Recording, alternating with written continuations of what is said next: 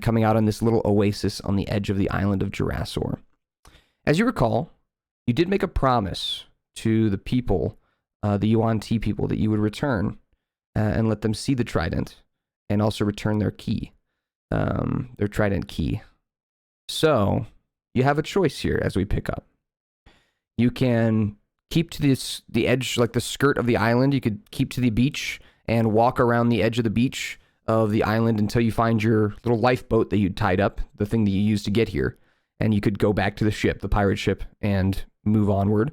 Or you can take what would probably end up being a one-day detour and go back to, try and find your way back to the Yuan-Ti people and return what you promised to return. So, it's up to you. Or if you have anything else you want to do, just let me know. What did we promise to return to them again? You promised to return their key. It's the key to their temple. Oh, okay. For some reason I thought we owed them like the trident or something. I was like, fuck that. They said you could keep it as long as they could see it. Like they want to see it, that you have it and that it's safe. And then you can take it. And then they said you would return it when you're done with it, like when you're done using it. But they do want to see it and make sure that it's okay before you leave. I'd be down with that. I don't know what the others think though. Well, go on. I don't know. You can go first. I'm still thinking.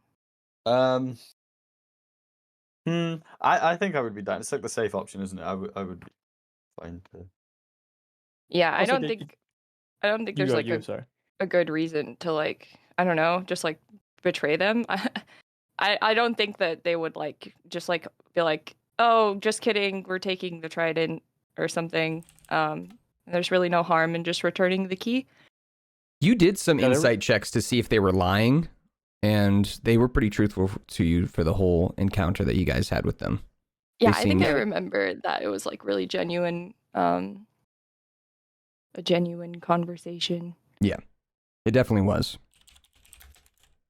Yeah, like we were given no reason not to trust them. Plus, like, my thinking is it gives us more time to like figure out the whole like getting back to the mainland thing.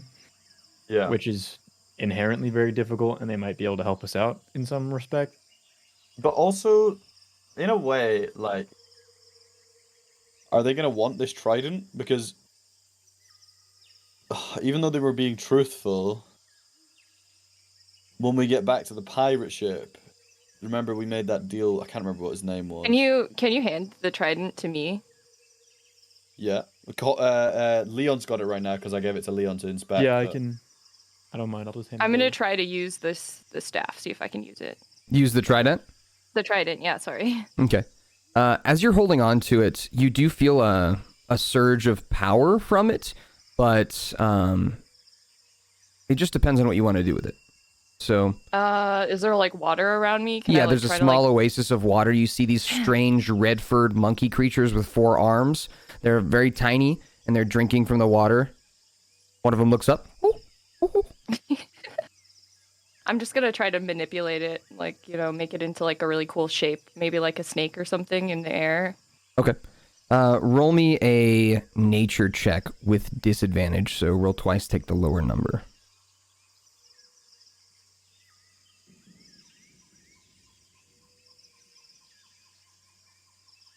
Okay. So with an 8, what shape are you trying to make?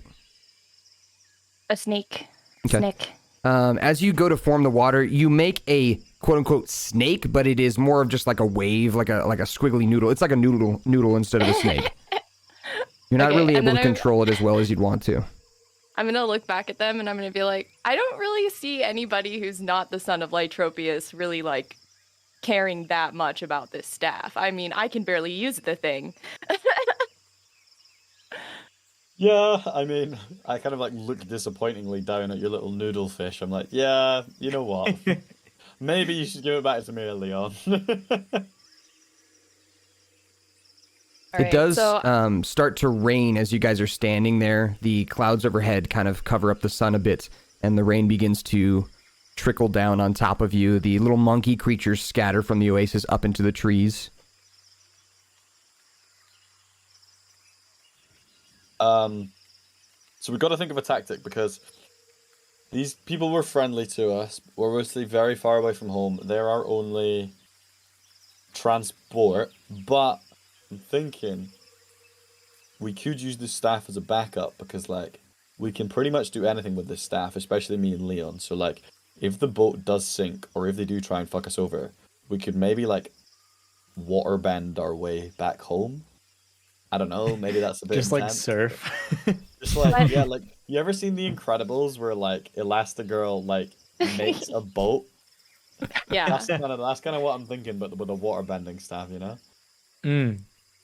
So we're gonna waterbend a boat. Can't but, like, you, as a backup plan, like, I kind can't of you don't... befriend large sea creatures? I did tame one of the octopus, but I think it swam away because they brought us to the island and then we let them go free. Do you remember why? Because we were nice to them. No, like why they wouldn't go near the island? Because it was scary. Yeah, there was the something. sirens. Well, it was partially. They warned you about the sirens, but they were scared of something else. They could eat a siren easily. Like they could kill a siren pretty easily. Oh, what were they scared about? Oh. I don't remember either. Okay, that's all right. Must have been like 2 months ago. Can we get a No. Can we get a hint? Roll me a history check. Everyone can roll me a history check for this one. Okay. Oh, okay. History. Oh, okay. That's a good mechanic. I like that. Where is that? Oh, there it is. Fuck me, I guess. It's all on Fergus. Oh no. I'm trying to find my webpage. Where are You're I good. rolled a History, 3 history, too. history. I have +3 on history. Damn. Excellent work, gang. You guys rack your brains for what it was, and you can't quite remember. Well, you know, hear me Oh. out. If we can't remember, it probably wasn't that bad. Yeah. I don't know if a big octopus is scared of it. That's a little concerning. They were big softies, though. They were. Wait, they were wasn't it sweethearts. just like the jagged rocks though? Mm-mm. No? Oh. Okay. So, well, couple other things to we- remember. One thing is, Moonsey has access to her mom as well. You guys have limited speech that you can have with your parents who are trapped right now, but you also have the trident, which has access to your dad. He has some knowledge, but also he's been trapped for 100 years. So his knowledge may not be up to date. Yeah, that was what I was gonna say. Like, can we call our dad and just like ask him to pick us up or something? Well, he's inside the trident. His like. No, I know. I'm just being facetious. Oh, okay. Obviously, Dad, can you can't come pick me up? but, I'm like, scared. Dad, the party's really scary. Has anyone ever actually done that? Because I have. I have once. I've actually called my parents to pick me up from a party once. I was a called my senior. aunt actually. So, have I done I it? can't remember. you can still speak with him if you want. That's what my point is. You can still speak with him. It's limited, but he can speak with you. The last thing he said is like he just said like, "Those are my boys. Good job for saving me." Okay, well, no problem. But why is the island so haunted? When we came, not haunted, but like scared. Like when we arrived at the island, like multiple people were trying to like warn us off from coming here, and like even some sea creatures were trying to scare us off. Like, do you know what's up with the island? Well, that was because it's just like really dangerous and like overgrown and shit. Everyone was like, "Why the heck are you going there?" We just, occupational hazard. Like we kind of do have to go to the dangerous places. Yeah, that's true. Fergus, are you asking anyone in particular, or you could just kind of ask in your group? I was gonna ask Lytropius. Is he Okay. there? Yeah. So how would you do it? You got the trident. You're holding onto the trident. What do you say? Why are people so scared of this island? Like, what about this island scares people? Oh, my boy. This place is, well, hold me up. Let me look around. Let me look around a little bit. Come on, hold me up. I think Leon's probably the best one for this. Okay. You hold the trident up, and as you do, that little octopus, like, familiar that you created earlier, that little octopus animal, that was, like, kind of like the pet version of your dad, begins to form in the air from the rain molecules. And as its little eyes grow in, it starts looking around. Aha! Yeah, this place looks exactly like I remember it. Oh, boy. You seen a T-Rex yet? They're crazy. They're huge. You know what I'm talking about? Big lizard. Well, we did just fight one, but that's the only one we saw, and it was made of bones. Yeah, there's more of those, so be careful, okay, kids? With that said, let me think for a second. He's going to roll a history check. He rolled a 5. Yeah, I mean, it's been 100 years or so I can't quite remember. I'm god of all the seas, you know what I mean, kids? So, you guys are gonna have to figure that one out on your own, but, just keep holding on to me, you know, I'm a good tool. I can help you out. Can I, like, gently lean the trident against Lytropius to try and, like, withdraw information out of him using the trident's special powers? No. Nice try, though. Fair enough. Shit, man. What do we do, guys? So remember, like, your physical paths are to go to your lifeboat and try and head out of here, or to go back to the Yuan-Ti village. Those are kind of like your physical paths. I say we go back to the Yuan-Ti village to start off, and maybe we can get some info out of them, especially because they love Shisa. That's what I'm saying. All right. You know, it's your girl. We, like, as I see it, there's, like, maybe I'm totally off base with this, but I just feel like there's actually nothing that can go wrong going back to the Yuan-Ti, because we have the trident now, so, like, we're kitted the fuck out. We can waterbend our way out of there. Like, we've waterbended our way out of, like, all of our problems recently. And further, like, if shit really hits the fan, we have, like, our, like, snake MILF friend who will bail us out. All right. So you guys head away from the oasis, the little oasis that you're at. The little monkey creatures kind of wave at you as you leave. And one of them follows you. One of them is, like, on the ground following you. And he looks like he is, like, picking at your footprints in the mud. Like, when you guys walk, as you look back, you see him, the little monkey creature. He's, like, kneeling down in your footprints. And he, like, picks a little worm out of the mud and slurps it up and then continues walking after you very confidently. And as you guys look back, he just gives you a little, like little wave and then goes back to picking bugs out of where your footprints are, as you seem to be, like, unearthing the little worms as you guys walk. And as you continue, I need everyone to roll me a survival check, please. Survival check. Nice. Yeah. Where's that button? Should be the long box in the middle. Oh, it's very near the bottom one, I see. Nice. Wow. Yo, You guys all together with your combined rolls, you guys do amazing in remembering which direction you were facing and which direction you need to go to get back to the Yuan-Ti village. Normally a trek that would take you probably a day's travel in itself takes you about 6 hours to go through the jungle. In that time, you're able to avoid any creatures with those survival checks. You're able to avoid any creatures that you hear lurking in the forest. You hear the footsteps of giant lizards here and there. You see a large bird fly overhead that looks like it might be twice the size of Leon. It makes a horrible screeching noise as it flies overhead, but you guys hide beneath the canopy.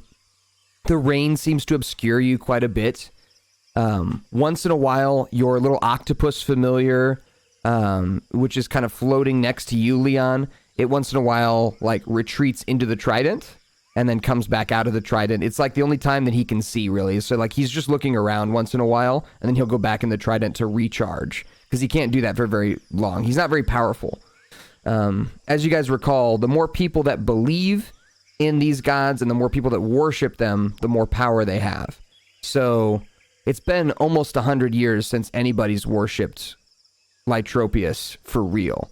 The only people you've ever seen, quote unquote, worship him in real life are people who were faking it. If you recall the fake church in that town before you left, they were like fake worshiping him. So he's pretty weak right now in terms of his own abilities. He's got to kind of recharge. But yeah, once in a while he comes out in his little octopus form, looking around, and then goes back into the trident. As you guys continue through the forest, that little monkey creature continues swinging on vines and following you. And then at one point, before you reach the village, the monkey creature kind of swings down and lands in front of you and puts his 4 arms up and goes... You just walk by him? Is there any way to, like, it's not speaking any language, it's just being a monkey, isn't it? It might be. It's waving its arms like it's trying to get your attention. I just like... I just like pull a silver piece out of my pocket and just like toss the silver piece towards it just to like see what. So Fergus does what Fergus does, and he uses money to try and get out of the situation. As you flick the silver piece, the monkey snaps it out of the air, snags it out of the air, looks at it. It's raining on it, so it's the rain's kind of dripping down on it, shining in the sunlight, and then it bites down on it, and then throws the silver piece into the forest and goes. Well, it's okay. I guess I can't use money for everything. Shakes its head. Well, what is it, little monkey? As you kind of kneel down, the monkey kind of like draws a little picture in the mud, like with his 4 hands, and he does it pretty aptly. The monkey is pretty good at like drawing images, but you still need to roll a insight check to figure out what the image is. So if you guys would like to try and figure out what the image the monkey has created in the sand is, roll an insight check, please. Okay. Ooh, nice. Let's go. Okay. That's with a +0 as well. Okay, King. Okay. Go team. Let's get. I mean, everyone rolled nice. So you all did really nice. As you're looking at the image, you see what looks like a treasure chest that the monkey has drawn.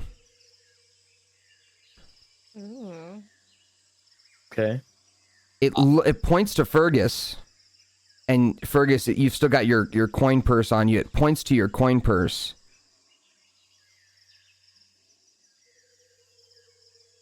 Well, give him the coin purse. Oh, you're muted. Okay. Oh no, I'm just like not. I'm trying to think what's. So I'll just like. I like rustle in my coin purse and I'm like, okay, and I pull out like, let me see how much I've got. Wait.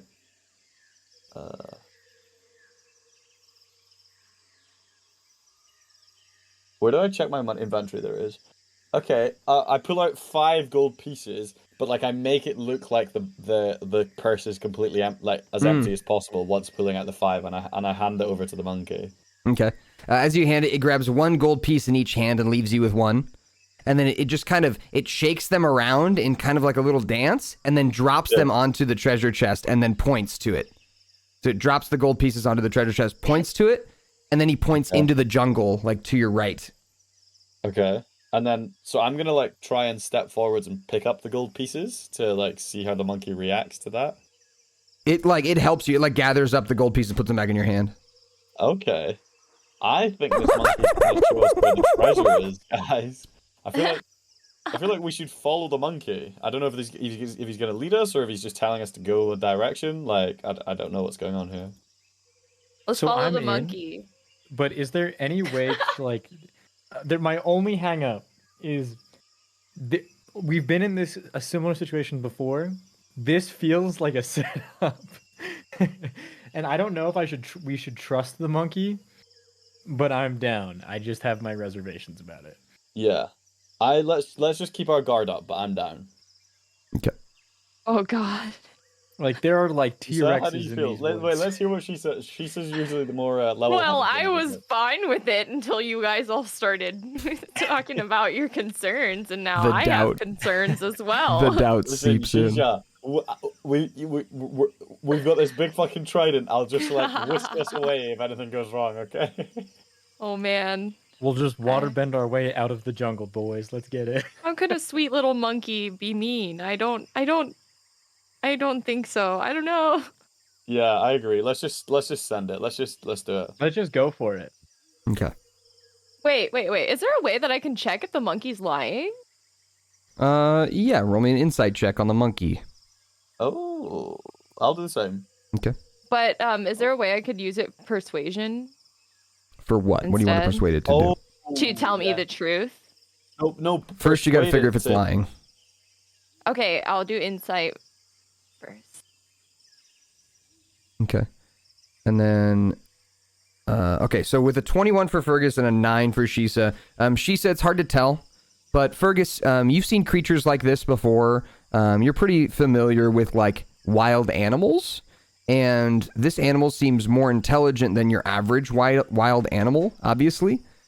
It's drawn you a picture of a treasure chest. It's pointed inward towards the jungle, and it gave you back your gold pieces, so it's not trying to steal from you. So if it's trying to, like, trick you into something, you're not sure what it would be, but it seems like it's being earnest that there is more gold in the direction that it's pointing. Okay. That's what I'll give you. I say fuck it, guys. Let's send it. Yeah, I agree. Can we try and can I try and persuade it, or can she said try and persuade it to take us? I'm gonna throw Crocus in here as the druid. Crocus kneels down. How you doing, little buddy? And she kind of pats it on its head. And she says, "What do you want to show us? Is Timmy trapped in the well?" There's a Moonsy joke. I love your role playing as Moonsy. It's great. Yeah, your Moonsy voice is fire.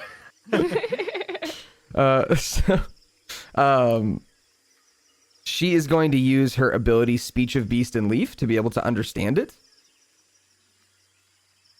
And with that, the little beast speaks to her. And they talk back and forth. And to kind of keep it fresh for you, you guys don't understand what they're saying, but they're both and then Moonsy's character Crocus goes and then the monkey goes and they just kind of go back and forth. And Crocus says,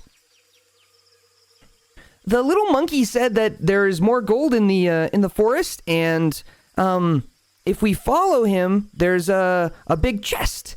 But he also said that his other friends are there." Okay, are his other friends friendly to us, or are your other friends oh, I'm sorry. And the monkey kind of in kind of like a sad noise. And then she says, he says that his friends aren't very themselves. What's up with his friends? They just kind of go back and forth again. Well, it seems like they are charmed. Okay. I think we should offer to help this little monkey dude. He's been very friendly to us. Agree. I'm big in. All right. All right. Now, double check your character sheets. How are you guys doing on HP, spell slots? Pretty good. Bad. Did we take a rest? No. Oh, No. I'm down bad on HP, huh? Down bad. Is there anything we can do to heal ourselves beforehand and then go? You are about an hour away from the Yuan-Ti village. If you go back there, you might be able to rest. And then... Yeah, maybe we should do that first, guys. And give him the key back. True. Yeah, I think that's a good idea.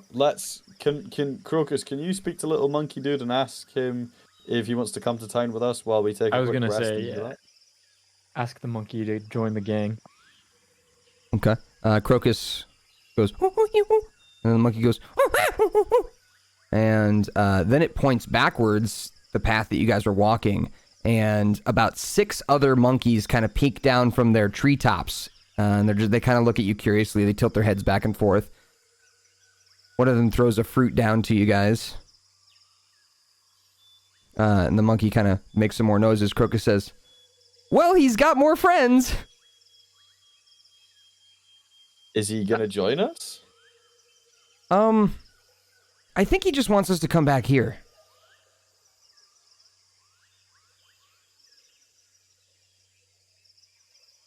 What if we kidnap the monkey? There's not much that the other 6 monkeys are going to be able to do about it, probably. They are pretty tiny. That's what I'm saying. I mean, like... They're about half the size of Fergus. I mean, and the way I see it, if there ever was a morally justifiable kidnapping, it would be this one, because the reason why is so we can come back and help. So... Or you could offer to take all 7 monkeys to the village. Kidnapping. Oh my You'll god! eventually understand. I'm gonna put them all in a potato sack if I have a sack. Oh no, my sleeping bag. I'm gonna put them all in my sleeping bag. Okay. Just hold them over your shoulder. As you open up Like your Santa. sleeping bag, one of the monkeys crawls in. The one that's been talking to you crawls into the sleeping bag and goes oh, and then kind of peeks out of the sleeping bag and waves all of his other 6 friends over, and they all go clambering into the sleeping bag. Yeah. Bag full It's of heavy. monkeys. It's really I say we heavy. Kidnap the monkeys. Oh, I might just give it to somebody who's a little more strong than I am, though. I got it. I volunteer Thanks. to kidnap the monkeys. Thank you. All right. So you pick up the sleeping bag full of 7 monkeys, and you guys head for an hour on the village to the village. As you approach, as you get close to the village, actually, I assume you're not like trying to stealth up to the village or anything. You're just kind of walking up, so they see you approaching, and one of the Yuan-Ti kind of slithers over. Familiar one, kind of thin with green scales. Thin with blue scales. And he says to you, Shisa, "You are back. Oh, you came back." Yeah, it was a lot, and I have a big crazy story to tell you guys, but I need to return this key first. Can you point me in the right direction, please? Yes, I will show you to the elder. Come. Thank you. As you guys re-enter the city, a few of the Yuan-Ti people who had booed you and hissed at you on your way into the temple begin to clap on your way back into the village. And one of them hollers, "I believed in them the whole time!" And then someone else nudges them, "No, you didn't. You said they were shit." And they kind of start to argue back and forth. "No, I didn't. I was a supporter the whole time." And then they kind of argue back and forth a little bit. The blue-skinned one who's leading you just kind of smiles at you, Shisa, and winks, and continues leading you towards the elder, who is waiting on this old wicker-looking chair outside the temple, and he's sleeping. He looks exhausted. He's like eyes closed. As the blue one approaches, it kind of taps the elder on his knee, and the elder wakes up. "Hello? What year is it?" He looks around, sees you all as the rain starts to pour once again. "Oh, you made it back. Hello. Good to see you. Yeah, we thought you died." Oh, has it really been that long? I apologize The for cave-in. Oh, yeah, that actually, surprisingly enough, that the people that were still inside ambushed us and did that to trap us in. So it actually didn't fall on any of us. Luckily enough, we got out. "We thought you all had died. Well, it's good to see you. Did you retrieve the trident?" Yes, we have it right here. His eyes get real big as you hold it up. The rain almost kind of deflects off of it as you hold it up, kind of like an umbrella. It's very kind of magical looking as you're holding it up, and the elder's eyes get real big. "Oh, look at it. He gets up from his chair as it kind of rocks back and forth, and he puts his hands out for it. He doesn't like try and grab it from you or anything, just puts his hands out for it. Look with your eyes, buddy. Look with your eyes. She says, as Fergus says that, you look over to the blue-skinned Yuan-Ti, who's the one who was kind of helping you before, the one who was kind of giving you what to say. He's once again standing behind the elder, and he like opens his eyes real big and shakes his head. Fergus, just let him look at it. Are you sure that's why he was shaking his head? Yes. I don't know, man. I don't know, bestie. The elder's fingers kind of like curl a bit as he's waiting for it, and he says in very, very broken common, he says, I would like to look. So, quick question, because I don't really know. Do all Yuan-Ti people sound that scary, or is that just how they talk in This is an common? old Yuan-Ti. Okay. Most of them sound like this, like very kind of just snaky. Alright, so I still want like to roll kind a perception check and find out what the hell he's doing. This would not be a perception thing to look. That would be an insight thing if you want to try and figure out what he wants. You guys, so the person who shook their head at me is the person who is guiding me on the Yuan-Ti manners. If you guys don't remember, I am not from this place. I don't know their mannerisms. Just because I'm of the same race doesn't mean that I understand their cultural norms. This guy is the most respected guy in the village. We need to respect him and let him do what he wants to do. So this person is shaking his head at me because he wants you to respect him and let him look at the staff. So correct me if I'm wrong, though, but hasn't every single person we've ever trusted not turned out to be the nicest person to us? Oh my god. I mean... Oh, you guys have such bad comes trust to- issues. I say we go for it, but worst comes to worst, like... Maybe this is not a great policy to have, but we've kind of been through the ringer, and I'm pretty certain we could figure it out if shit did get bad. So, like, what's the worst that could happen? Besides, like, you know, the loss of our father or whatever. Okay, I say let it rock. While these two are bickering, I like gently place it in the Yuan-Ti's hand, but like I'm not, I don't want to let it go just yet. I kind of like place it in its hands and kind of turn around and look at Shisa, and like I just want to see like how the Yuan-Ti reacts, I guess. Okay. It curls its fingers around the staff of the trident, and as it does, it just kind of looks it up and down, and it doesn't even seem to like mind that you're also holding it. It's looking it up and down and inspecting it, and then it kind of looks to you, Fergus, and it says in very broken common again, "You are natural." I nod in agreement, yes. Son of Lytropius. It kind of raises its eyebrows. Son? I'm gonna say to him in Abyssal, I'm gonna say, yes, these two are really the son of Lytropius. Both of them. Roll me a persuasion check. I'll say with advantage, because you're telling the truth. I have But a big advantage already. It's truth that's hard to believe, you know? So that's why I'm having you roll a persuasion check here. You get another one, by the way, Shisa, because you've got advantage. Do I have to roll one or just... This is just for Shisa. Oh, Natural 20. 27. So I know that not all DMs allow ability checks to be natural 20s, but I love playing that way. So ability checks, I like having cool things happen on a 20. So when you say that, the elder nods his head, looks between Leon and Fergus, and then looks to Shisa and says, "How do you say brother in common?" it says it in Abyssal to you, and then you would need to like say it out loud to him, like sound it out for him. Brother. Brothers. Looks between Leon and Fergus. Yeah. The Yuan-Ti kind of keeps his hands wrapped around the trident.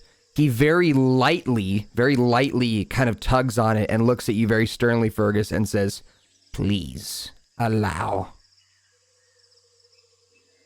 Yeah. I loosen my grip and let go. Okay. As you let go, he kills you. I'm just kidding. No. No. He does grab the trident. He slowly like brings it in front of him. It's heavy, so it kind of tilts him a bit. The blue Yuan-Ti that's kind of been helping you so far grabs him by the shoulder and steadies him. And the elder, holding onto the trident, kind of lifts it up and swipes a little bit of the rain off of the rocks as they kind of soak themselves into the trident. And then he takes the bottom of the trident and sticks it into the mud and lets it go. And as the trident kind of stands upright in the mud, you watch as the moisture from the mud goes from turning it into mud to like dry dirt. Like from where the trident is, becomes dry dirt, almost desert-like, as it sucks up all of the water in that area and then continues to do so until the entire base of the camp that you're at has become hard dirt instead of soft dirt. And the trident begins to kind of glow kind of a brightish color. He pats each one of the tines of the trident and lifts it out of the mud, handing it back to you, Fergus. It's clean. It's not even muddy at all. There's no mud on it. As he hands it back to you, he says again in broken common, "You return when done."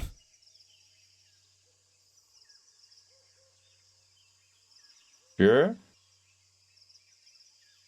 Like the trident, or I'm gonna ask Shisa to like ask him to explain more so we can. Yeah, I'm gonna ask him in Abyssal. I'm gonna be like, I'm sorry, but what do you mean by done? The blue Yuan-Ti kind of waves at you and mouths the Abyssal word for elder, telling you should refer to him as such. Oh, I'm sorry, but elder, what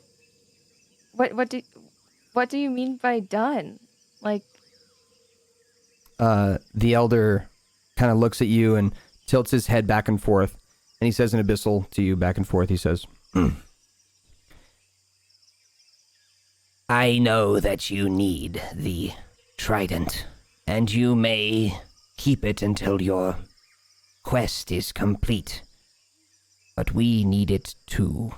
It is what keeps our village alive. If it is gone for too long, this place will completely dry itself." oh, I see. Well, maybe we could just arrange that the trident gets brought back here as much time as you need, and that would be fine. That sounds totally arrangeable. I can speak to them about this. The elder kind of nods his head. He says, "Thank you for retrieving this artifact for us." And an honor. So I'm going to turn back to them after that and walk towards them. The elder puts his hand on Fergus's shoulder. It's scaly, and it's kind of a tough grip on your shoulder near where your collarbone is.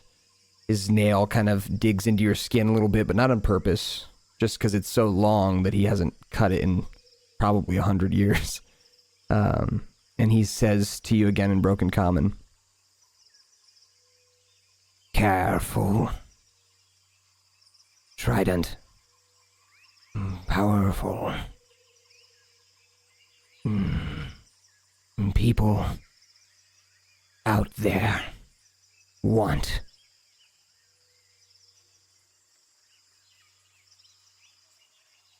Thank you.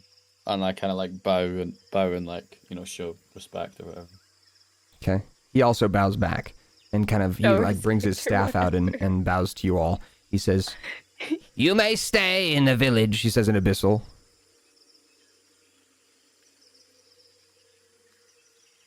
I'm gonna thank them all in Abyssal really loud. And I'm also gonna just like turn to the elder. I have one more question to ask, and I'm gonna say, Elder, one last question. How often do we need to return this trident? Like, what's the time frame that you need it within? By the summer solstice, which is 3 months from now. Every 3 months? Or... By the time summer comes each year. Okay, every year. That sounds yeah, we can do that. That sounds great. Thank you. The summer is dry and deadly, and it will kill us all. I can see why you need it. I am trusting you. you. Live on an island. Just learn how to process the salt water, you fucking numpties. I'm kidding. That's an internalized thought, don't worry. The blue Yuan-Ti gives you a thumbs up, like an excited thumbs up, like you did a good job. And then he kind of slithers up to you and he says, "I see you brought us dinner as well." And he points to the monkeys in the bag. I'm gonna say, no, these are friends. They're my friends. Friends? These little cretins? Yes, they are cute, but they are not friends. They are animals. They are to be eaten. Well, you see, my friend Crocus over here actually speaks to animals, and yeah, I do. She kind of, you know, became their friend through that. So if you could think about it, like how we don't understand your language, well, only I do. But would you eat them? The Yuan-Ti raises an eyebrow and looks at most of the people in the village and says, "Yes." Oh. Not to get a little racist up in here, but last I checked, you guys are snakes, and snakes are animals too. I'm just gonna. Yuan-Ti with the blue skin covers the elder's ears as you say that. God. No, I'm just gonna say, I'm sorry, you just can't eat these ones. I mean, I can give you this, and then I'm gonna grab one of my baguettes that I have and hand it over to him and go, "There you go. I'm sorry, it's all I can offer." He just hands it back to you and he shakes his head. No, it is fine. It's fine. Okay. You should all rest. You look like shit. Oh. Thanks. Thanks. Thanks, boss. Especially you. And he points to Fergus. Yeah, I'm fucked. So, you guys get some rest here in the village. The monkeys try their best to keep you up all night with their rambunctiousness, but you're able to get your full long rest. So everybody go ahead and long rest. Oh, thank God for that. Do we go to full HP for that? Yep. So at the button of your top, there's a button at the very top of your character sheet that says long rest. It's got like a moon symbol. Oh. If you click on that, it should do everything automatically for you. You gotta double click it too. Yeah, so when you click on it and then hit click confirm or submit or whatever it says. All right. So with that said, you guys finish up your rest. You wake in the morning to the smell of cooked meats and what seems to be cooked monkeys, but not your monkeys. As you smell the meat and see them roasting over a fire, one of the monkeys begins to moan sadly as it looks at the spit that they're roasting another monkey over and goes, "Ooh, ooh, ooh," and then crawls back into the sleeping bag. Are you guys going to eat monkey, or are you going to try and head out without monkey? Try and head out without monkey. All right. You still have your 7 monkeys, so I guess that's all that matters. Let's go. So, Leon, you sling them over your back in the sleeping bag. A couple of them peek their heads out and are kind of guiding you guys through the forest. And as they do, they guide you to a large rock formation. The rock looks like a cave entrance, but in front of the cave entrance is a large boulder, like a huge boulder. And you can see that there is like bloody handprints on the boulder itself. So you got a big cave, large cave with a big boulder in the front, and it has all these bloody handprints all over it. And your first monkey friend, which you can give him a name if you want, but we'll just call him Monkey 1 for now. He, the one who kind of told you about all this, he points and says to Crocus that this is where it's at. He says his friends are inside and that they haven't come out since they saw the chest. Okay. Okay. What do you guys want to do? Should we just YOLO and just go in? Yeah. Do you want to just roll an insight check first, just to look around? Sure. Good shot. Very good shot. What do you want to insight? The entrance. That would be investigation then. If you're just looking at the entrance. Yeah.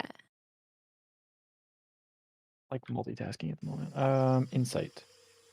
Oh, investigation. Oh, I'm dumb. No, you're not. You're good. No, you're a himbo. It's okay.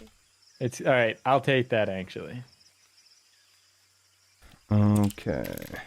So with a 9, 11, and a 2, the entrance here is not it's not standing out to you that there's anything particular, except for the handprints look like monkey handprints. They don't look like human handprints. They look ape-like. Simian is the word. That's all you really get from your checks. You can hear noises behind the rock, which sound like, well, roll me perception checks to see if you can figure out what they sound like. Oh, no. Gonna be a dinosaur.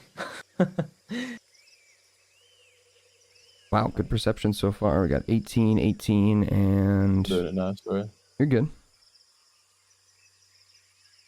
Hey. We are perceptive. Yeah, you guys out of are. our Okay. minds. So with that, you guys get a good listen behind the rock, and what you hear, what sounds like, it sounds like munching. Like it sounds like...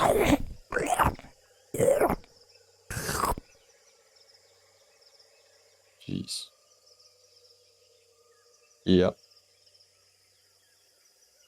Think it's an animal? Yeah, I think maybe it's like, yeah, something feeding on something. Yeah.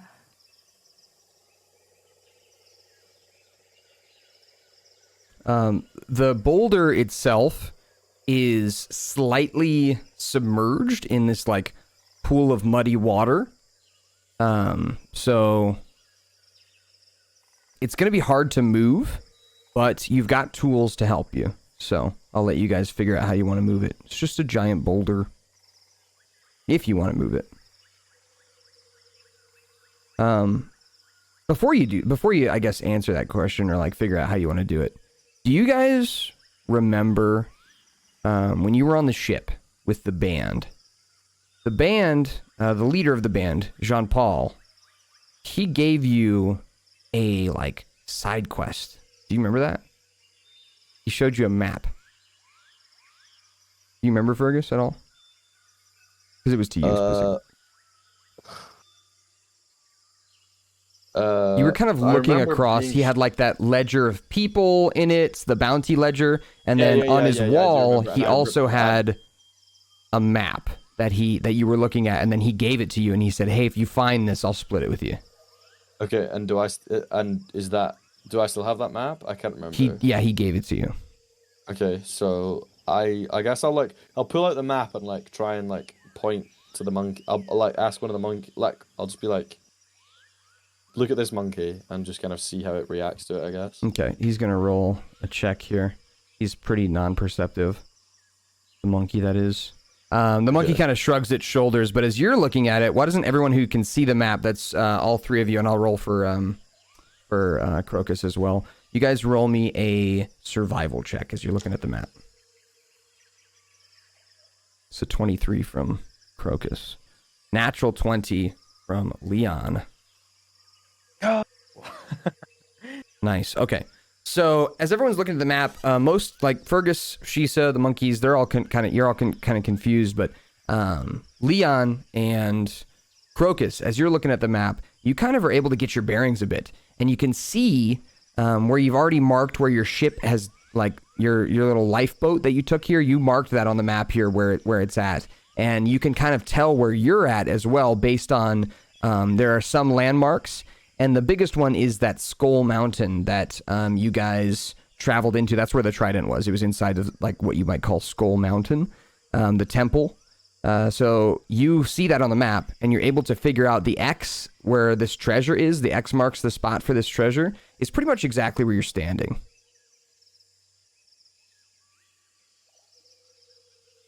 Okay. What do you think, guys? What should we do?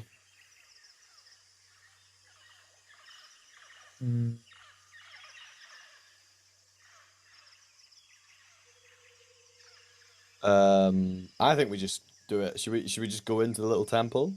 I have very much so been team send it today. I'm very down to just go inside. Lisa? I think your mic might be muted. Oh, yeah. Sorry. I was like having a sneezing fit. No, you're good. Yeah, I'm down. Let's do it. All right. Let's so go. Giant Boulder, it's about 5 times the size of Leon in your way. How do you want to move it? How do you want to try and move it? It's submerged in like not halfway. I would say like just like about 2 feet of it are submerged in like a muddy pool of water.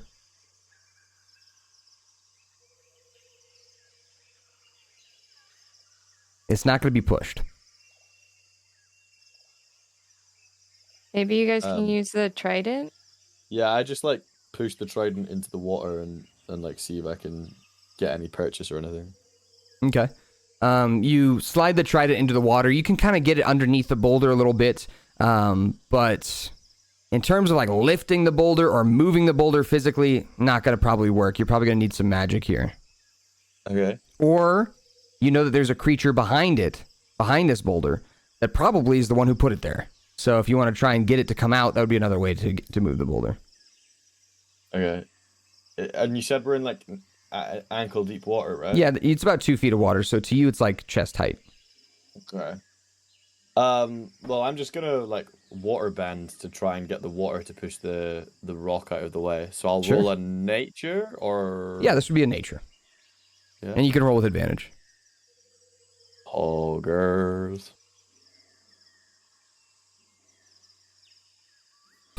Jesus. These natural 20s today. Yeah. All right. So you take the trident and you jam it into the water, and as you do, the water begins to ripple.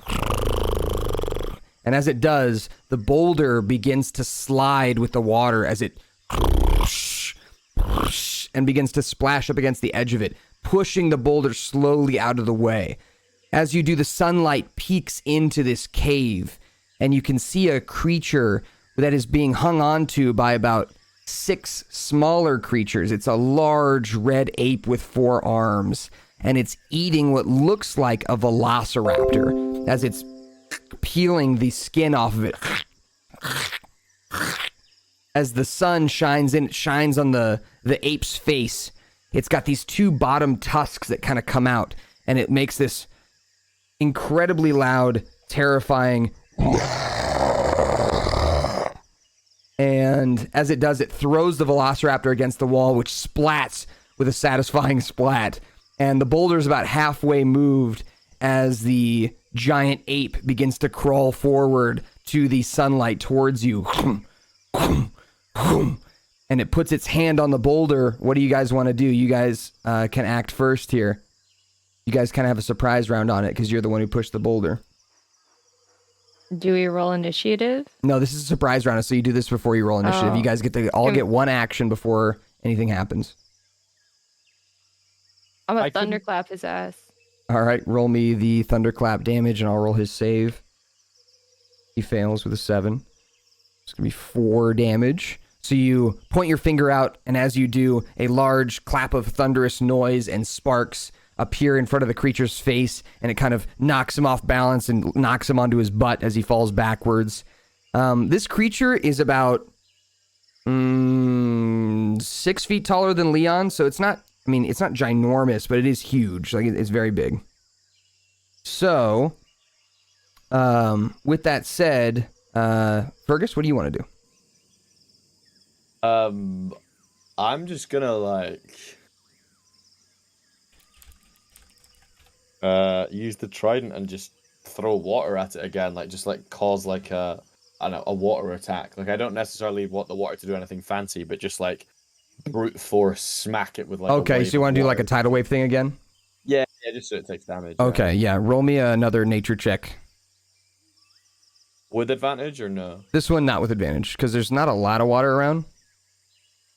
Okay, a 15 is good enough. Go ahead and roll 4d8 damage as you bring a wave up of water. Okay, wow. 7. 3 nat 1s. Okay.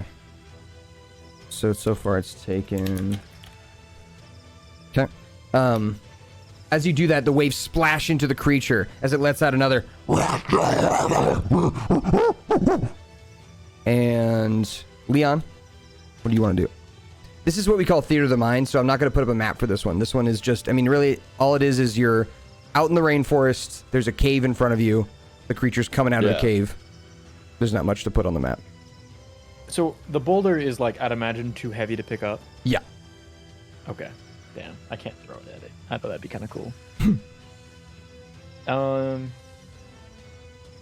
Can I don't... I'm having a hard time, like, visualizing how close I am to it. Like, it's... You can decide how close you are to the entrance of the cave. I would say the person who would have to be closest is Fergus, because he's the one who made the boulder move with the trident. Right. So I could say you could be anywhere between 10 and 30 feet away from the cave entrance. Okay. Could I pop a rage and like run in? Yeah.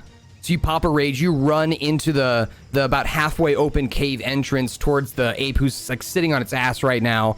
Again, it's got 6 smaller apes that are crawling on it. As you run up, you kind of get a good visual of them, and you can see in the back of the room there is a glowing treasure chest as well in the back of the cave. Yeah, awesome. What do you want to do? You got rage, you run up, you want to attack? Oh, I can attack again? I didn't realize. You haven't attacked yet. Oh, because rage doesn't count as an action. Rage is a bonus action. Oh, fuck yeah. Yeah, I'm totally going to attack. Hell yeah. Go ahead and roll your attack.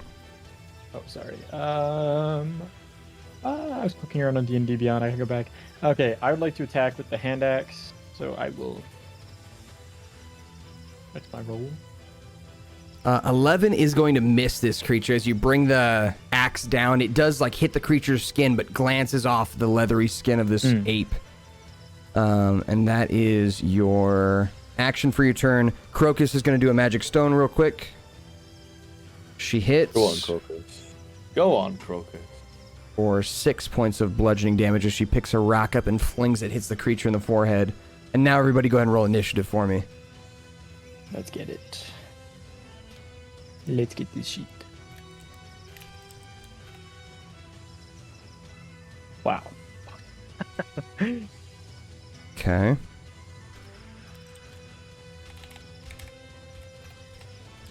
Commander, could you see my my initiative roll? Yep. I got like a weird error, so I wanted to make sure. Yeah, it shows 5 here. Cool.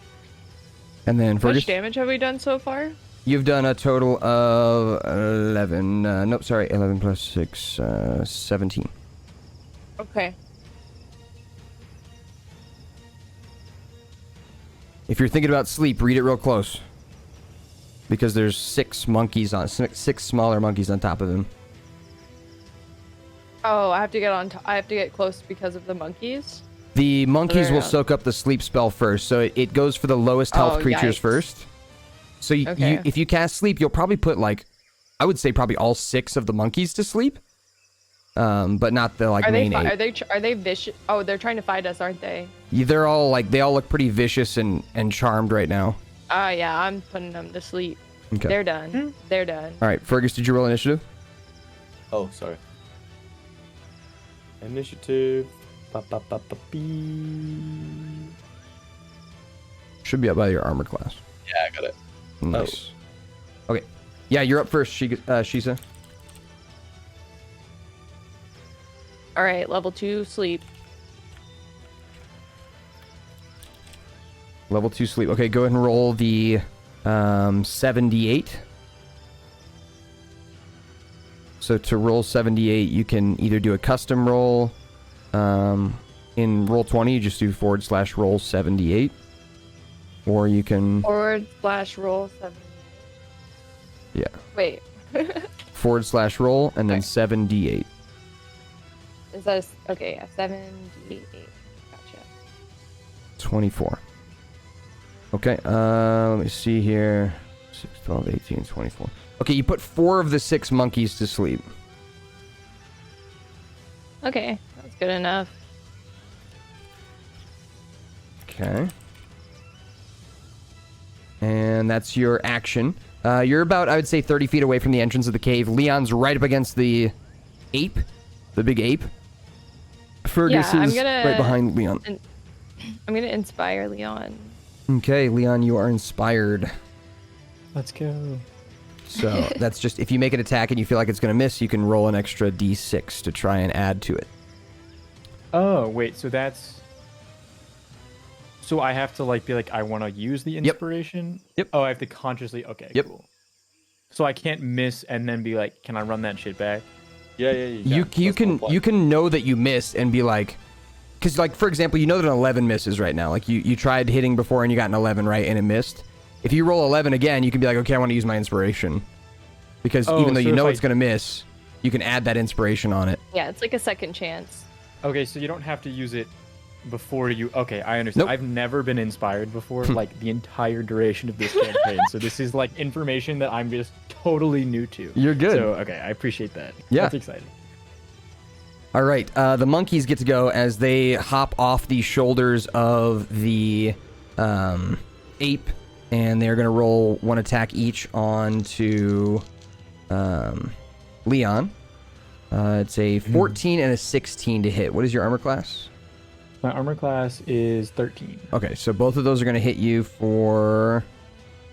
Let's see, one of them is going to be for 3 damage, the other one's going to be for 6 damage. But you're raging, so it's actually going to be 1 damage and 3 damage. So a total of 4 for the turn. Oh, tight. I forgot that Rage has that perk. Yep. And then the ape is going to go, and he's going to make his 2 attacks on you too, Leon, since you're right in front of him. One's a 2, so that one's going to miss. The other one is a 19. And that one is going to be 18 points of damage, halved to 9. So you take 9 from the fist coming down on top of you and slamming you. The creature makes an ominous and comes down with a slam on you. Its eyes are crazy bloodshot. It looks freaked out. It keeps glancing back to the treasure chest in the room. Fergus, you're up. Leon is about 10 feet in front of you, and so is all the apes and monkeys. Okay, yeah. Well, so I'm not going to do a tidal wave then. What I'll do is, like... Is the creature also standing in water? Inside the cave, there's not very much water. Yeah, but there's still enough, right? Like, there's a little bit, yeah. Yeah. I'm just going to use the trident to do, like, an attack from the floor then. Like, I kind of want the water to come up as, like, I guess vines from its legs and just, like, pull it to smack it into the ground. Okay. So you want to, like, do, like, a grapple slam? Yeah, like a grapple, like, smack it so that way I don't do a tidal wave and hit Leon on the monkeys. Okay. The trident also has that ability where you can have it shoot icicles up if you want. Oh, okay, yeah, I'll do that one then. That one's pretty safe. Because you can choose any number of creatures with that. So I'll do the the big guy, and also do the 2 monkeys that are awake. Yep, that makes sense. Okay. They're going to roll their saves. What do you want me to roll? You roll 2d8 damage. All 3 of them fail their saves, so they're going to take 8 damage each as the icicles. You kill the 2 monkeys that are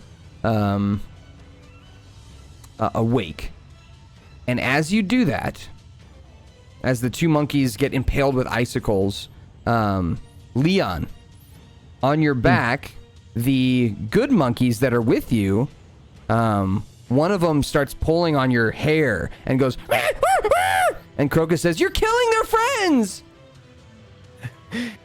I'm sorry, I tried to save them by putting them all to sleep, but it didn't work. That's just something to think about. Fergus, that's your action. You want to move closer or further away? Or towards the chest? Oh, yeah, actually, you know what? I'll go towards the chest. Yeah. All right. You can use your bonus action to disengage so that you can run through the monkeys and the ape without getting hit. I shall do exactly that. And you dash towards the back of the cage. Not dash, but you move towards the back of the cage in a dashing motion, in a very fast motion.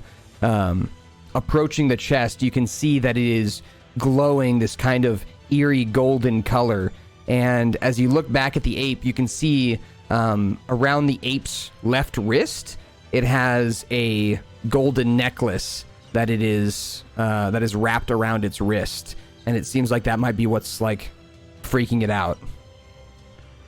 The chest is open, and you can see there's all kinds of golden jewelry and things inside. But Fergus, you've seen cursed items before, and this entire thing is cursed. Okay, yeah. So you're not going to want to touch that jewelry. Leon, you're up. I would like to attack again. All right. But let's see here. Let's go. Yep, 16's going to hit. Okay, awesome. And then there's my damage. All right. It's 9 slashing. Okay. You got him. And then that's your action for your turn. You still have a bonus action of movement. I mean, I'm still close to the monkey. Yep. So I'm chilling. All right. Did you say that I was like suffocating the monkeys that are inside the bag? No, I said you're killing their friends. They're all charmed right now. These monkeys don't want to hurt you. These monkeys are charmed by the chest. They're charmed by the jewelry, and you can notice on all the small monkeys they all have little rings and necklaces on. Okay, so for my bonus action, can I make like a not combat related thing? What is it? Like, I was gonna see if I could like look at the chest and see if I could figure out a way to if I could figure out what aspect of the chest is controlling them. It's the jewelry inside. Oh, inside of it. Yeah, so all the monkeys are wearing jewelry that they got from inside the chest. Fergus is standing next to the chest right now. The chest is open, and you can see all the jewelry inside. And it seems like these monkeys popped it open and grabbed a bunch of jewelry out because it was shiny. And when they did, they all became cursed by the jewelry. So the jewelry itself is the bad. Yeah, not the chest, but the jewelry. Okay, so we can't... Damn. And all the monkeys are wearing jewelry. So if you can get the jewelry off the monkeys somehow, that would maybe save them without having to kill them. Okay. I have an idea. Though it's like... I don't understand how I could make a complicated action like this work within like the rules of D&D. Whatever you want to do. We'll see if we can make it work. Hypothetically, could I unleash the monkeys from the sack? Yeah. And then, but then also, like, tell Crocus to like talk to them, see if the monkeys can help us like get the jewelry off of their homies. Yeah, you notice that back and forth in this combat, the monkeys have been talking to Crocus. Like the main monkey you've been talking with, he's been talking to Crocus. Like they've been back and forth. So they are in conversation currently as you're like opening up the bag, and a bunch of them start crawling out. Yeah, I'd just like to spill the beans. Like, you spill the monkeys, and they all crawl around on the floor. The one that's awesome. The one main monkey is kind of like screeching, and he's pointing to all the jewelry that are on them. There's 4 monkeys that are asleep right now, so those ones should be easy to take the jewelry off of. There's only the big one that's still awake, the gorilla. I'm gonna try to make him go to sleep. Okay, we'll do that in just a second because it's Crocus's turn. Crocus is going to just maybe like try not to like fatally like just kill him right. Try to... Okay, Crocus is going to roll here. Okay. As she runs up, she runs up to the front and she pulls out a bunch of like pieces of cloth from her bag, just random pieces of clothing, and hands them to each of the awake monkeys, each of the 7 monkeys. And I'm going to add those 7 monkeys to the initiative. And they got a 16, so they're going to go right below Shisa. Good monkeys. And now they have like kind of like gloves, or like they're going to use that clothing maybe to try and remove some of that jewelry. And Shisa, it's your turn. Yes, I shall try to sedate the monkey. All right, so you're going to try and put the gorilla to sleep? Mm-hmm. All right, go ahead and roll your 5d8 this time. You're doing a first level? Oh, Or do you want to do second level? I wanted to do a second level. Okay. Roll your 7d8 then.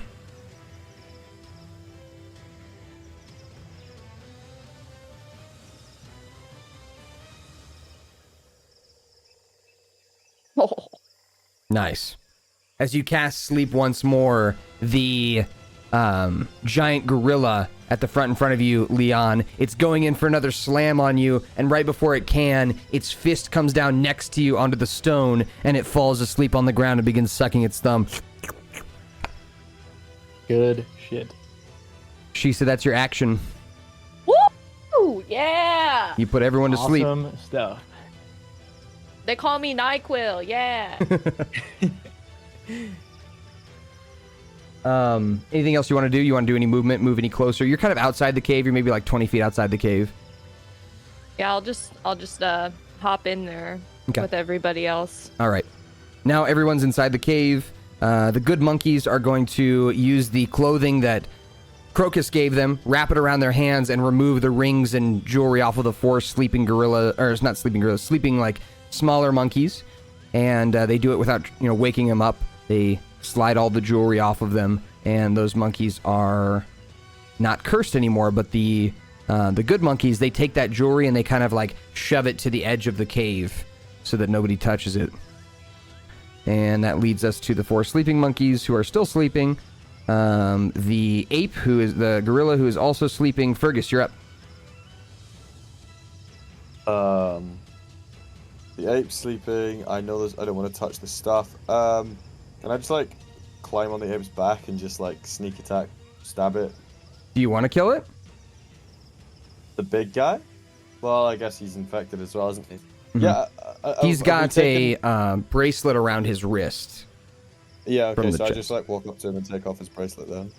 You would probably have to touch it. Do you want to do that? How do you want to do it without touching it? It's cursed. I'll just like use the end of the trident and just like flick it off his wrist, I guess. Okay. Roll me a sleight of hand check. Mm-hmm.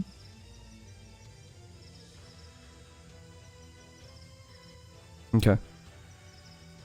As you take the trident and go to kind of scrape the bracelet off of the monkey, you're able to scrape it about halfway down its hand before it clenches down and holds on to the bracelet. It's now it's kind of like brass knuckles around its fist as it's sleeping. It is not able to be slid off by you during your turn now. That's your action, your movement. So you moved on top of the monkey, you tried to scrape it off, but with a 10, you just weren't quite able to get it off before it clenched down with its hand on it. So now it's holding the piece of cursed jewelry, which is wrapped around its fingers. Yeah. I'll just disengage and walk away. All right. Leon, you're up. Okay, so I would like to try I'd like to try taking jewelry off of like whichever monkeys are nearby. They're all jewelry-less. They've all been de-jeweled, except for the gorilla, the big guy. Okay. He has a bracelet around his fist. He's clenching on it. He's like holding on to it tightly in his sleep. Can I try cutting it off of him? You can try. What do you want to use? I'd like to try. I'd like to use my hand axe. Okay. Roll me an attack with your hand axe. Actually, hold on. I might have a better idea. Okay. You said it's like he's holding it tightly in his fist. Mm-hmm.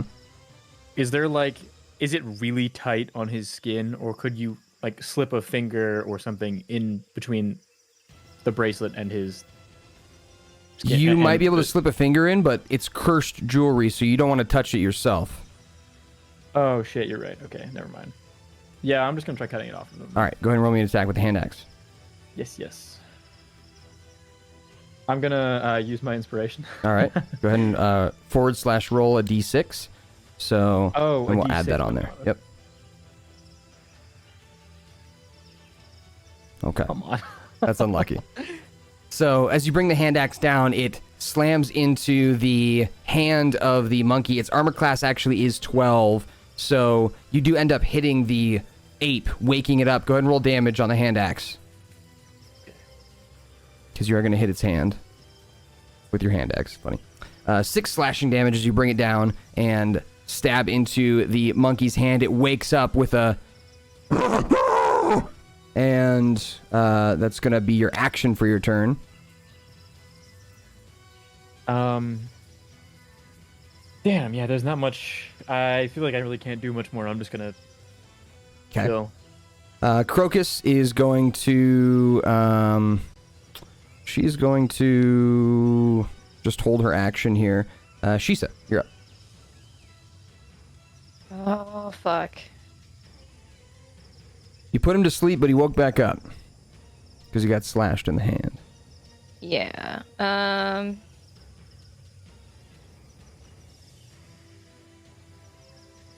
This is hard. There's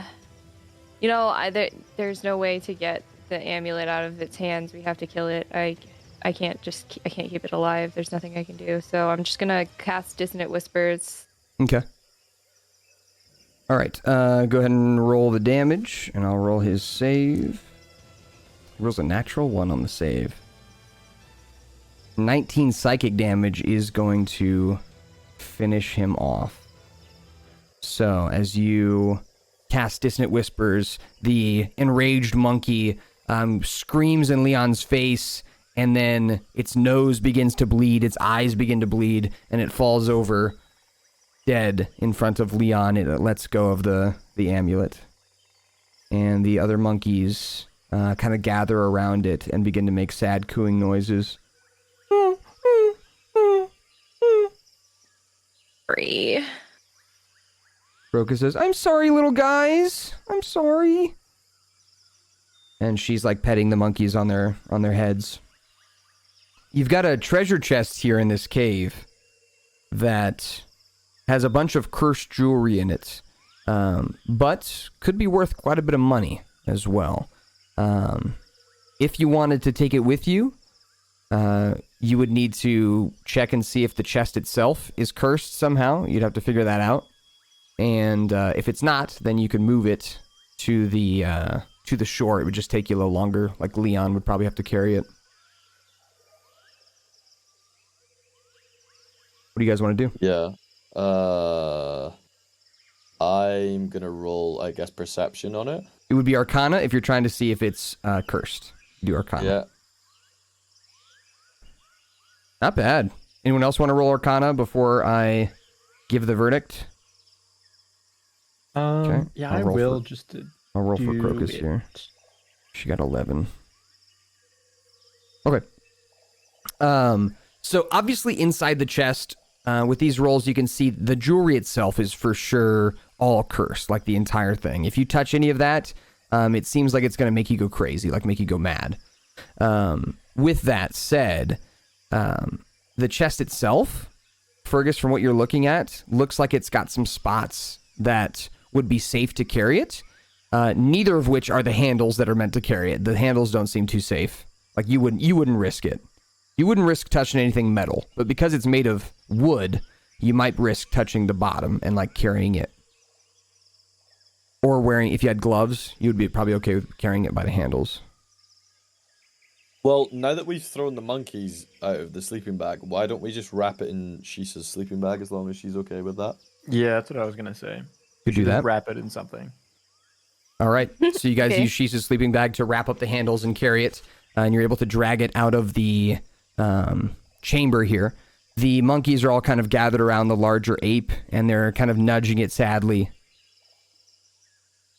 You guys say anything to him? Sorry, pal. Your friend's dead. Yeah, sorry about that. The monkey just coos sadly. Crocus. Now, don't go touching strange jewelry anymore, little ones. The monkeys just kind of nod their head, and the few of them who you saved seem grateful. One of them, you can see, has a small little wooden, it kind of looks like a little totem that it hands you, a little wooden totem. It actually hands it to Crocus, because Crocus has been the nicest to them. So, as it hands Crocus this totem, the totem looks like it's in the shape of a monkey itself, like a four-armed monkey.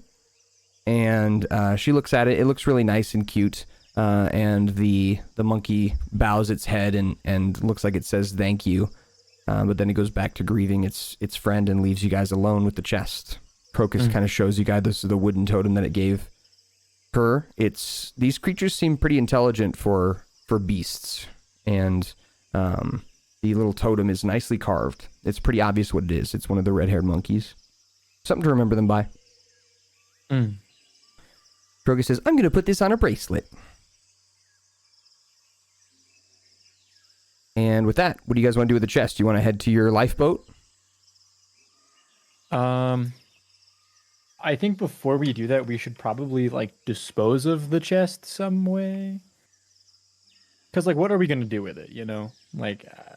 Well, the guy on the boat wants to split it with us 50-50, and he wants to. Yeah, I think it'll look more. I think it'll be more legit if it's in a chest, right? I must have missed that detail. Wait, who? You might have missed it. We were talking about, this is like a little side quest that Jean-Paul, the leader of the pirates, gave you. He gave you a treasure map, and the monkeys seem to have found it before you did. They led you to it. Oh. So this is a treasure map that the leader of the pirates gave you. He said, hey, if you find this treasure, bring it back here, and we'll split it. See, maybe I'm just being too cautious about this, but like, I've got some questions about this, I guess, that are like kind of just open-ended for the party to discuss.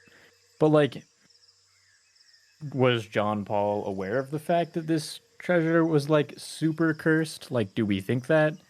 And if he is, why does he want it? And if he's not, like, I guess that's different, but it just, if he's aware that this is like some super fucked up magic jewelry, why does he want it? Kind of. Great question. A bag's a bag. True. But also, like, I don't see. It was an optional thing. I don't see any downside to just getting rid of it and, like, preventing it from causing, like, future problems. It was worth a lot of money, though. Like, a lot. Like, how much money are we talking? I think How lawful good of you, Leon. Yeah.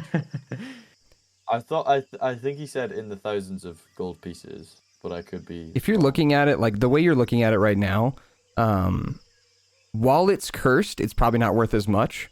But if someone were to be able to purify this treasure and turn it uncursed, it's probably worth like 100,000 gold. Like, yeah, I know it's a lot of money, but I don't know. I just think it's like, we would never have to think about money probably ever again, but I don't know. Let's go and at least ask the elder Yuan-Ti, because he might know more. He's been around for a while. Like, we'll get Shisa to flirt with him, and like we'll get Flirt? Shisa to, like, just like do her abyssal tongue. They think thing. I'm ugly. This is true. The abyssal tongue thing. That's what we'll have to do. He wants to pop it. They can help us purify it. Okay. Sounds good. Okay. You guys head back to the village? I'm game with. I at least like that better than just handing this haphazardly to someone who, like, if memory serves, was not super nice to us before. Yeah. Gave kind of super sus vibes already, and now he's looking for this chest filled with very evil jewelry. Yeah, I mean, they were sponsored by the guy who's trying to hunt you down and kill you. So. It just, the whole thing top to bottom just seems really suspect to me. All right. But yeah, I'm game to go back to the village and talk to the Yuan-Ti chief dude. All right, so you guys bring that treasure chest back in the direction of the village. And as you approach, that same blue-skinned Yuan-Ti says, "Oh, you're back. You're back, Shisa. Hello." Say, is the elder up and around? Yes, he is. What is it that you need? They were not expecting you to return. Funny enough, we came across this odd treasure chest in the jungle, and we wanted to see if you knew anything about it. Oh, treasure. We do not have much use for it. It's You may cursed. keep it. It's what? It's cursed. Oh. Why did you bring it here? Well, I don't know. I thought maybe this had something to do with the island. It seems like it's worth a lot, and I didn't want to just throw it into a ditch somewhere, you know? Yes. I will see what the elder can do. I will bring him here. Stay at the edge of the village. Thank you. He slithers off and comes back about 10 minutes later with the elder in tow, who says in common, "Hello, brothers." He waves to Fergus and Leon. "And Shisa. How can I help you?"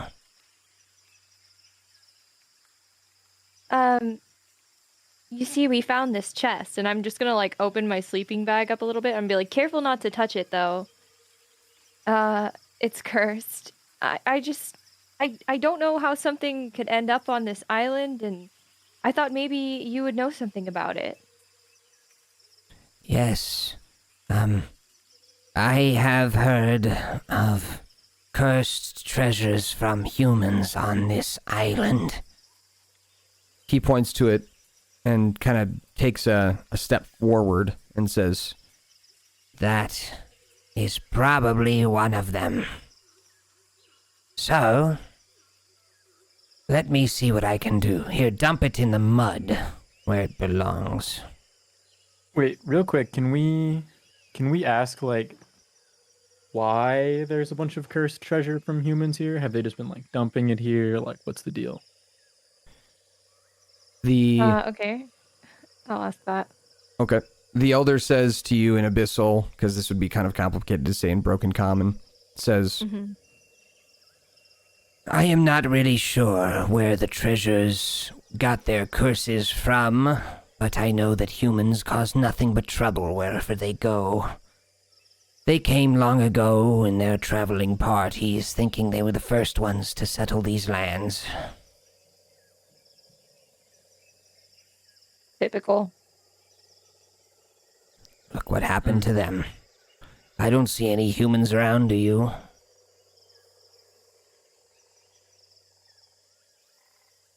It's because they died.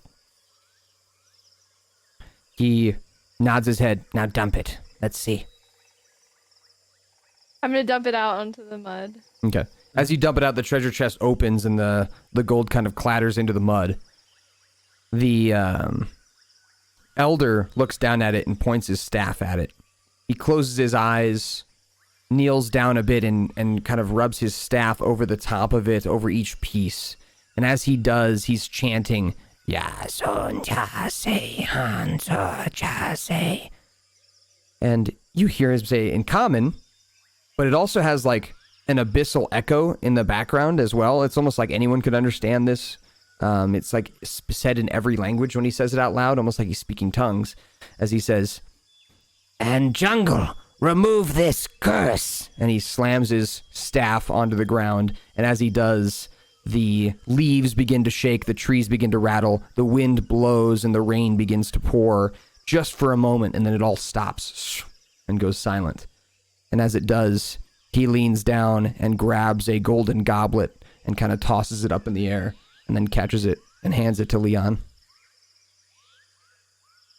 Wow, thank you so much. That's amazing.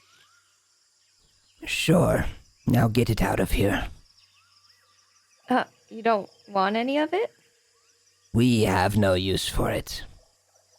Well, take it back to the okay. human civilizations and let them pay you for it. You deserve something nice. Well, thank you so much. We are forever in your debt. He nods his head. Don't forget our deal. I won't. He nods his head, and you guys bring the chest of now uncursed objects back to your lifeboat. On the edge of the island. What'd you say? Rich, good stuff. I just said good stuff. I mean, that's actually the best way that could have possibly gone. Yep, good choice. So, as you bring the chest, you put it on your lifeboat. You all four of you get in, and you begin huffing and oaring your way back out to the open sea where you see the large ship waiting for you. The sounds of the jungle retreating into the background. The sirens who are there remember you from last time, and they don't mess with you.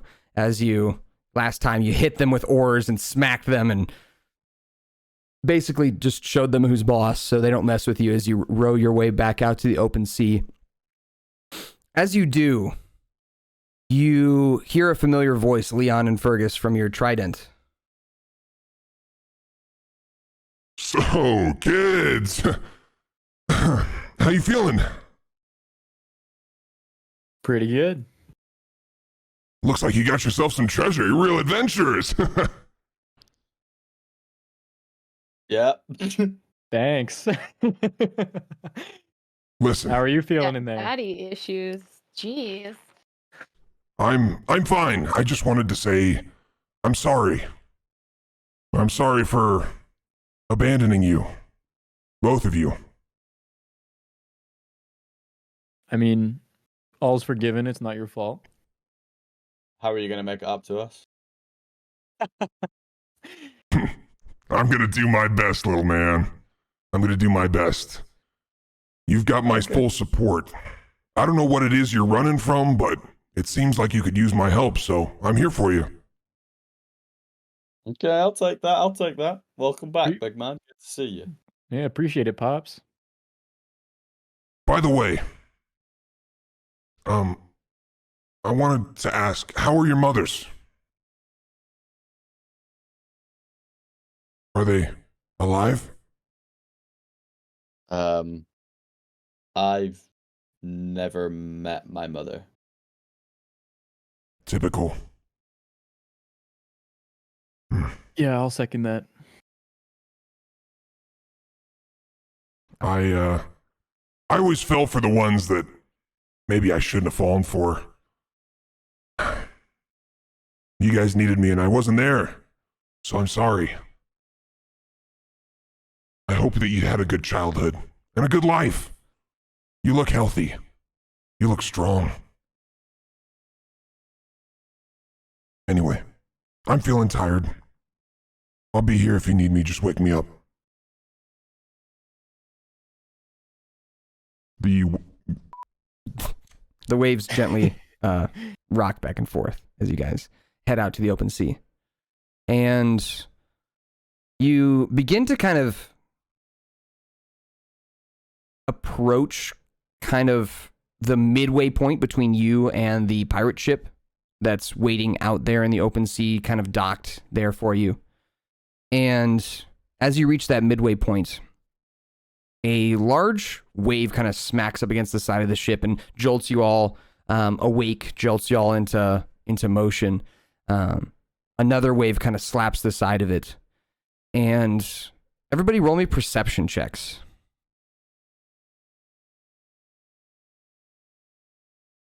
Perception. Oh, wow. Okay. God damn it. So, Shisa and Leon, you're looking around trying to see where this source of these waves might be coming from. But Fergus, as you look back, you see kind of deep in the water a large, almost looks like a light, like a lantern light, kind of approaching the surface. And it looks about as big as your boat. What do you think that could be? It looks like a lantern light. It's not a lantern light. It's giving off a light of some kind. Is it an anglerfish?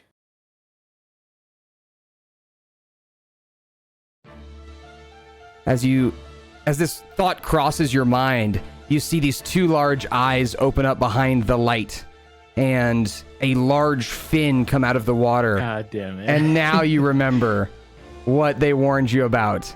As the light comes out of the water and dangles over your ship, the anglerfish, the large monster, is approaching. What do you want to do? You got to get out of this situation. It's coming for you. Can I thunderclap? Yeah, you thunderclap. Go ahead and roll me the damage. It fails. 4 thunder damage. You hit its little light bulb and it shudders a bit, but it's still coming towards you. I would like to use the trident to like make a wave so we can just like zoom forward. So you wanna go faster. Go ahead and roll me a nature check, please. You grab the trident from Fergus. You hold it up. Don't fail me now, please. Nature check. 16. You're able to point the trident forward as you hear your father's voice. Okay, we gotta get out of here. And the waves begin to push on your boat, pushing you forward. Fergus, you've got the oar in hand now. You're kind of guiding the boat. The boat is about to tip over. What do? The boat's kind of like tipping from the waves that are pushing it. It's like about to tip over. What do you want to do to try and fix it? Just to like counter adjust so that we. Okay, roll me a sleight of hand check.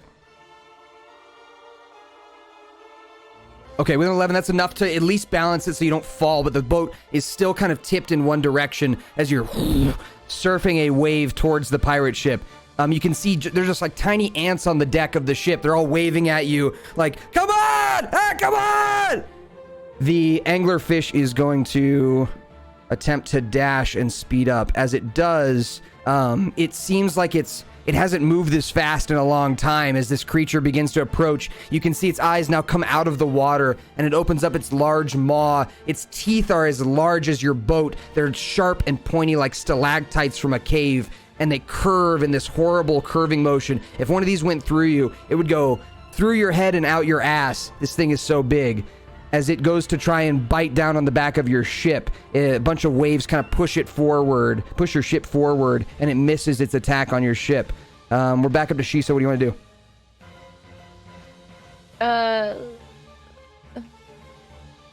Let me try to cast Dissonant Whispers on it. Okay. Roll your damage. It's going to roll its save. It got a 14. What's your spell save DC? The top of your spell list? I'm sorry. It's okay. It'll be next 13. to... It's 13? Okay. So it does save. It's going to take 7 psychic damage. And that's your turn. Leon, you've got the trident. I just want to keep zooming. Okay, roll me another nature check. Much distance. Yeah, totally. Because we can see the ship, right? Yeah, you can. But like I said, the people on the deck are like ant size, so you're pretty far away. Cool. I want to keep like literally as fast as I can possibly jet this ship forward. Okay. Okay. All right. With that, you point the trident forward, and as you do, the waves kind of splash against it, but they aren't able to speed it up. In fact, it slows it down. The waves just aren't quite as useful in this moment as you want them to be. Fergus, I yell over to Leon. Right, big man, you clearly are inexperienced with the fucking trident. Swap places. And Leon and I, like Leon, kind of like sheepishly hands over the trident, and we swap it all. He grabs onto the oar. The anglerfish is opening up its maw. It looks like it's about to bite down on the back half of your boat. Yeah. So I'm gonna do a similar spell to Leon, but I want to put more focus on like pushing away the anglerfish rather than propelling us forwards. Okay. To kind of like buy us more room in like I guess the other way. But yeah. So I'll roll on. Was it nature? That would be. You can choose nature or animal handling. I'll let you pick. Okay. 17 with that you point the trident forward, and as you do, then you kind of curve it backwards towards the anglerfish. As a wave now separates you and the anglerfish, it pushes you forward and it back a bit, giving you some distance between the two of you. You've got about 2 more rounds before you'll make it back to the pirate ship. So with that, the anglerfish is going to take its turn as it dashes forward again, trying to catch back up. It brings itself into position, and its big light on the top of it begins to kind of glow in a ominous kind of vision. And as it does, its little glowy thing above your ship shoots a lightning bolt down. I need Fergus. I need all 4 of you to roll me dexterity saving throws, please. Everybody roll me a dexterity saving throw.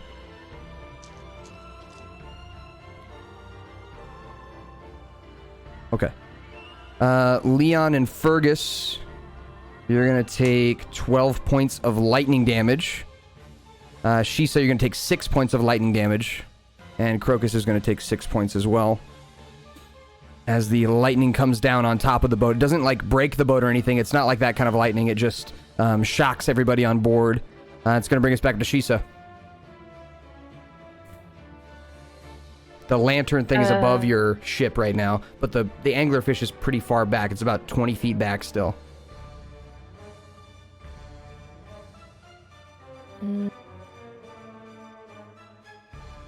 Can I try to cast Animal Friendship on it? I don't think that would. What is Animal Friendship? I think you can only do that with snakes. Oh, I can only do it with snakes? I think so. Is it a spell you have? It lets you convince a beast that you mean it no harm. Choose a beast that you can see within range. It must see and hear you. If the beast's intelligence is 4 or higher, the spell fails. Okay. Otherwise, the beast must succeed on a wisdom saving throw or be charmed by you for the spell's duration. Let me look here.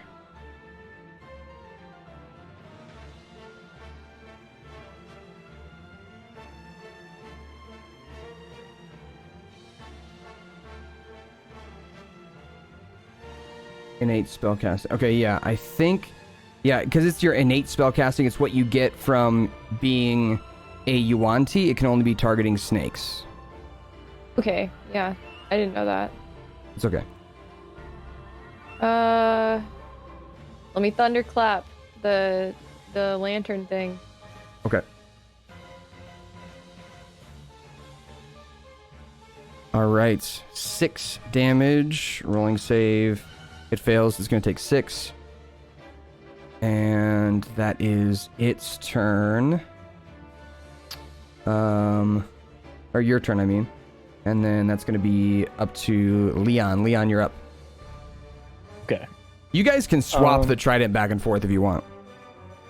Yeah, I would like to take the trident. I'd like to try something a little different. I want to try, rather than moving us forward, I would like to just kind of sweep the anglerfish away with like a wave. Is that possible to try? Yeah, roll me a nature check. Come on, baby. Okay, 13. Okay. As you point the trident and kind of sweep it in a certain motion, you create a wave that pushes the anglerfish kind of off and to the right a bit, pushing it backwards away from your boat. The lantern that's above your boat gets kind of dragged away about 10 feet. Bringing us to Fergus's turn. So you're able to push the anglerfish back just a bit. You'll have one more round after this. Yeah, I'll just do the same. I'll grab the trident off Leon, and I'll do the pushback thing. Okay, again, going for a wave again. Okay, nature check me. Okay. All right, this time the wave's not quite as effective as the anglerfish swims back up into the area of your boat. It's going to roll an attack. It rolls a 15 to hit your boat, which your boat's armor class is 15. So it is going to bite down on the back of your boat, and it snaps off the back of your boat. Shisa, roll me a dexterity saving throw. 23. As the back of the boat gets bitten up, you almost slide off the back of the boat into the ocean. Leon, you're able to kind of grab her by her like toga thing, and Shisa, you're able to grab the sides of the lifeboat and keep yourself from falling off. The anglerfish chomps down on the wood that it's gotten it into its mouth, and it is Shisa's turn.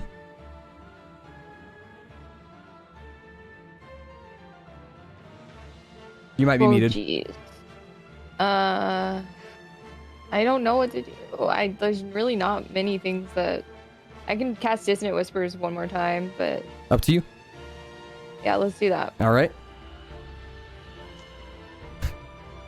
Rolls a 3 on dice, which it does not have enough to get to a 14, so it is going to take a full 11 psychic damage, and it has to use its whole turn to go as far away from you as it can.